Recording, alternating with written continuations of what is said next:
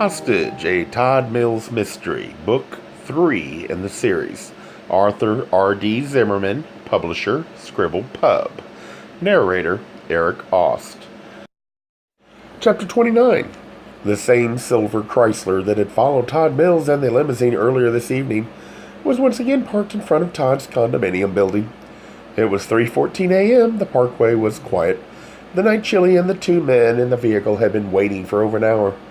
Almost anyone else would have found this kind of work sitting there, waiting for anyone to return home, excruciatingly boring, but the guys in the Chrysler were professionals. They'd sit there until sunrise if need be.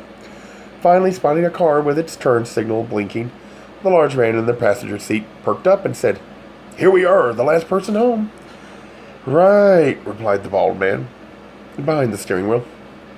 "It won't get any better than this." "I'll be back in 10 minutes. The large man grabbed the device, a small thing, about the size of a matchbox, from the seat, opened the passenger door, then quickly made his way down the sidewalk. He was a nice enough looking man. Gray suit, white shirt, unremarkable tie, and had anyone noticed him hurrying along, they wouldn't have suspected a thing, even in the middle of the night. He didn't look like a thug, and he turned up the driveway and walked briskly past the building's entry. Inside, behind a glass window, he caught a glimpse of the guard, a young man with his head tilted against the wall and his eyes closed in dreamy sleep.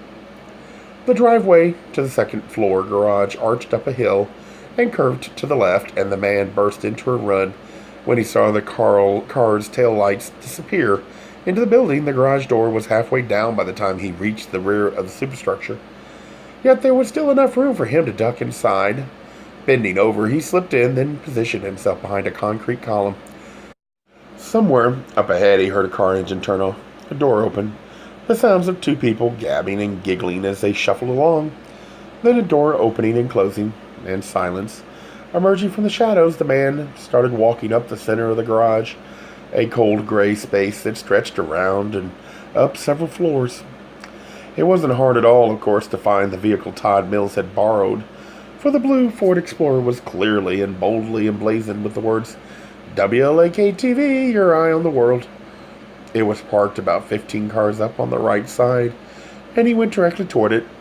He tried the driver's door, but it was locked, just as he'd expected, which actually did make a bit of difference. He returned to the rear of the Explorer, glanced up and down the garage, then bent over.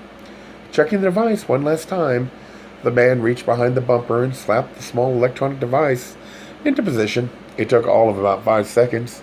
Standing up, the man wiped his hands, straightened his suit, an unremarkable tie.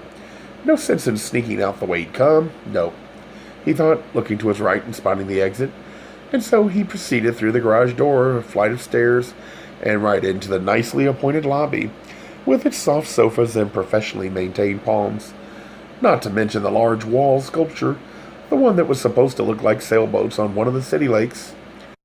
Approaching the front door, he passed the glass-enclosed guard's room, where the young man in the red uniform continued to snooze. Hey, buddy," called the man, laughing as he rapped on the window. "No sleeping on the job." "Uh-huh," replied the young guard, nearly jumping to his feet. "No, I'm awake. Gotta keep an eye out for all the criminals." "Yes, sir, oh yes."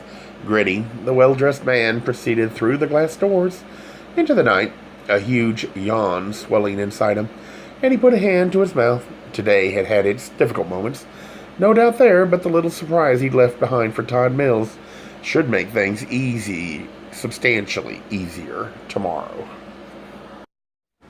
Gay Mysteries audiobooks.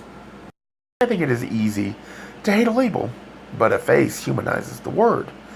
So this effort is twofold: to offer comfort to those like myself that your world didn't end because you don't fit into the view of acceptable society on both sides, and in hopes of helping those with family that are LGBTQ, that it doesn't mean we are aliens from the child they once knew. Reassure them so they can maybe be supportive at the same time, being true to their values.